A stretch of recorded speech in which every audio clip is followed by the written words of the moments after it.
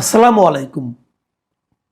প্রিয় দর্শক, আপনারা জানেন আমি কালকেও একটি ইঙ্গিত দিয়েছিলাম যে গণভোট নিয়ে ইদানিং বেশ তোড়জোড় শুরু হয়েছে। সরকারের ভাবসাব দেখে মনে হচ্ছে যে গণভোটটা যদি না হয় এবং গণভোটে যদি হাঁ জয়যুক্ত না হয় তাহলে বোধহয় দেশটা একেবারে রসাতলে চলে যাবে। তারা অনেক গবেষণা করে একটা পদ্ধতি বের করেছেন, এটা না মানলে দেশ একেবারে শেষ হয়ে যাবে।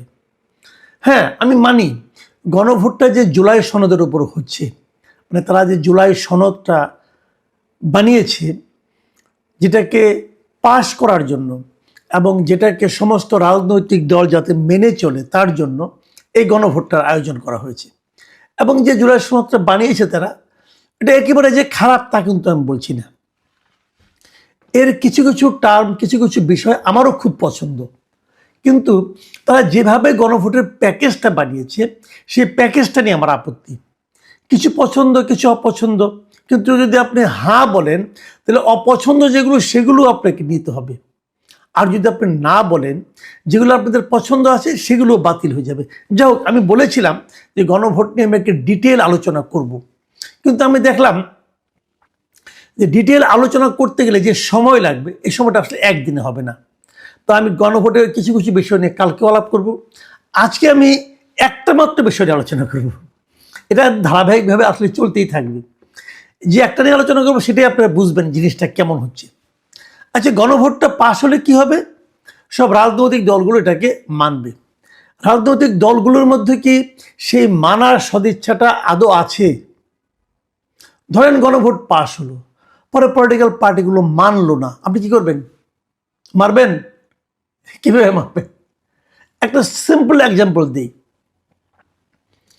এই গণভোটে সবগুলো রাজনৈতিক দল, মানে মোটামুটি এখানে কিন্তু 30টা রাজনৈতিক দল এবং জোট এখানে তারা এই মিলে, এবং তার সঙ্গে সরকারের কিছু লোক ছিল, তারা মিলে এই জুলাই সনদটা তারা পাশ করেছে।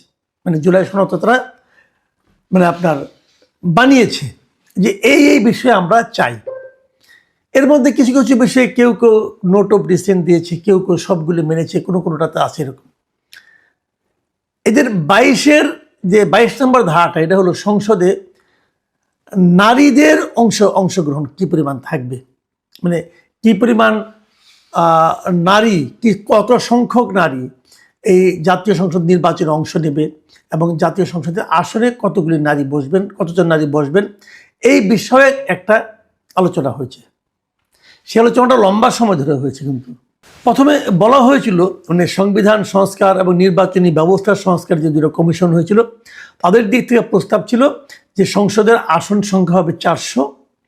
এই 400-র মধ্যে 100 আসনে নারীদেরকে মনোনয়ন দিতে হবে। ওই আসনে কোনো পার্টি কোনো পুরুষকে মনোনয়ন দিতে পারবে না 100 আসনে। এবং এইবার যে 100 আসনে নারীদের মনোনয়ন দেওয়া হবে, আগামীবার এই 100 আসনে দেওয়ার বাধ্যবাধকতা থাকবে না। অন্য 100 আসনে বাধ্যতামূলকভাবে কেবল নারীদেরকেই মনোনয়ন দিতে হবে। এভাবে ঘুরে ঘুরে 4টা নির্বাচনে, তাহলে 4টা নির্বাচন দিতে হয় 100 করে 400 আসনেই নারীদের মনোনয়ন দেওয়া হয়ে গেল। তাহলে এরপর থেকে নারীদের মনোনয়ন দেওয়ার আর কোনো বাধ্যবাধকতা থাকবে না। এর মাধ্যমে যেটা হবে যে নারীরাও কিন্তু 100 আসনে এমপি হতে পারবে এবং তারা পূর্ণ ক্ষমতা নিয়ে এমপি হতে পারবে। আমার কাছে এই প্রস্তাবটা কিন্তু খুবই ভালো লেগেছিল, কিন্তু এই প্রস্তাবটার প্রধান বিরোধিতাকারী ছিল বিএনপি এবং জামাত। তারা এই প্রস্তাবটা চায় না, এটা ভালো হবে না। তো তারা কি করেছে, অনেক আলাপ আলোচনা, প্রায় 3 দিন 4 দিনের আলোচনা হয়েছে। 3 দিন আলোচনার পর এই বিএনপির সালাউদ্দিন আহমেদ সাহেব উনি একটা প্রস্তাব করেছেন। উনি কি বলেছেন যে নারীদেরকে 5% আসনে মনোনয়ন দেওয়া হবে, এটা পরে ধীরে ধীরে বাড়ানো হবে। শেষ পর্যন্ত এটাই গৃহীত হয়েছে। এখানে 30টা দল ও জোটের মধ্যে 27টা দল ও জোট এর সঙ্গে একমত হয়েছে। মাত্র 3টা দল এই মানে পদ্ধতির সঙ্গে একমত হয়নি। সেই 3টা দল কে? ইসলামী আন্দোলন বাংলাদেশ, বাংলাদেশ খেলাফত মজলিস এবং নেজামে ইসলাম পার্টি। এই 3টা দল ছাড়া আর আলাপে অংশ নেওয়া সকল দল এই পদ্ধতির সঙ্গে একমত হয়েছে যে তারা 5% আসনে নারীদেরকে মনোনয়ন দেবে। খুব সিম্পল, কিন্তু সবাই কিন্তু একমত হয়েছে, বুঝছেন? কিন্তু জামাতও আছে, বিএনপিও আছে, তো তারা অঙ্গীকার করে এসেছে। এখন কোথায় অঙ্গীকার করেছে? জুলাই সনদে। যে জুলাই সনদ আমরা গণভোটের মাধ্যমে পাশ করানোর কথা ভাবছি, বলছি, গণভোটে দেওয়ার কথা বলছি। সরকার বলছে এটাতে হ্যাঁ ভোট দিতে হবে, পাশ করতে হবে। বিএনপিও বলছে হ্যাঁ ভোট দিতে হবে, এবং এমনকি আমাদের জামাতে ইসলামও বলছে এটাকে হ্যাঁ ভোট দিতে হবে। এবং শেষ পর্যন্ত যে সিদ্ধান্তটা হয়েছে, সেই সিদ্ধান্তটা আপনাদের একটু পড়ে শোনাই। সিদ্ধান্তটা হয়েছে যে জুলাই সনদ 2025 স্বাক্ষরের পরবর্তী সাধারণ নির্বাচনে প্রতিটি রাজনৈতিক দল বিদ্যমান 300 সংসদীয় আসনের জন্য প্রার্থী মনোনয়নের ক্ষেত্রে ন্যূনতম 5% নারী প্রার্থীকে মনোনয়ন দেবে। মানে এইবার যে নির্বাচনটা হচ্ছে, যে ত্রয়োদশ নির্বাচন যেটা হচ্ছে এই আগামী ফেব্রুয়ারি মাসে হবে, সেই নির্বাচনের জন্য এটা প্রযোজ্য এবং তারা দেবে, এটা তারা সবাই অঙ্গীকার করে আসছে। আচ্ছা, এই যে একটা অঙ্গীকার তারা করলো, 27টা দল ও জোট, রাখছে কয়জন? এটাই হলো যে সবচেয়ে বড় প্রশ্ন, সবচেয়ে বড়, আমি মনে করি যে খুব বার্নিং কোশ্চেন। দেখা গেছে এই যে নির্বাচনে এবার যে হচ্ছে, একটা এই নির্বাচনে যে মনোনয়নগুলি মোটামুটি তো ফাইনাল হয়ে গেছে। এখন এখানে দেখা যাচ্ছে প্রত্যাহারটা হয়নি, মানে এর চেয়ে বাড়ার কোনো স্কোপ নাই। এখানে দেখা যাচ্ছে যে 51টা রাজনৈতিক দল এই নির্বাচনে অংশ নিচ্ছে। এর মধ্যে 30টা রাজনৈতিক দলের কোনো নারী প্রার্থীই নাই, মানে 30টা দলের কোনো নারী প্রার্থীই নাই। আর বাকি যেগুলোর আছে তারা কেউই ওই যে 5% যে একটা অঙ্গীকারনামা, সেটা তারা পূরণ করতে পারে নাই। তারা 5% নারীকে প্রার্থী হিসাবে দেয় নাই। বিএনপি কি করেছে? জামাতে ইসলাম, যেটা বড় যে দুটো দল, তারা কি করেছে? তারা কি দিয়েছে? না, তারাও দেয়নি। বিএনপি তাদের 13টা আসনে প্রথমে 11 জন নারী প্রার্থী দিয়েছিলেন। তার মধ্যে খালেদা জিয়া একাই ছিলেন 3টি আসনের প্রার্থী। তো খালেদা জিয়া মারা গেছেন, মারা যাওয়ার পর ওই 3 আসনে কিন্তু পুরুষ প্রার্থী হয়ে গেছে। তাহলে এখন তাদের মানে 10টি আসনে তারা 10 জন নারীকে মনোনয়ন দিয়েছে, 10টি আসনে 10 জনকে।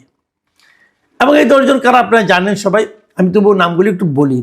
নাটোরে দিয়েছেন ফারজানাই শারমিন পুতুলকে, যশোর 2-এ মোসাম্মদ সাবিরা সুলতানা, ঝালকাঠি 2-এ ইশরাত সুলতানা ইলেন ভুট্টু, শেরপুর 1-এ সানসিলা জেবরিন, মানিকগঞ্জ 3-এ আফরোজা খান রীতা, ঢাকা 14-তে সঞ্জিদা ইসলাম তুলি, ফরিদপুর 2-এ শামা ওবায়েদ, সিলেট 2-এ মোসাম্মদ তাহসিনা রুশদির, ফরিদপুর 3-এ নায়াব ইউসুফ কামাল এবং মাদারীপুর 1-এ নাদিরা মিঠু।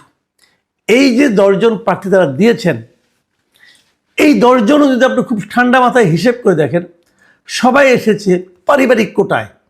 তোর বাবা এমপি ছিল, বাপের মেয়ে, কেউ স্বামী স্ত্রী, কেউ মানে ভাইয়ের বোন, এরকম আর কি, মানে সবই পারিবারিক কোটায়। একমাত্র সঞ্জিদা ইসলাম তুলি, উনি বিএনপিতে অতটা পুরনো ছিলেন না, ওনার ভাই আবার গুম হয়ে গেছিলেন, সেই জন্য হয়তো ওনাকে দেওয়া হয়েছে। বাদবাকি সবাই কোনো না কোনোভাবে কোটায় এসেছেন। এই হলো বিএনপির নারী বিষয়ক মনোনয়ন।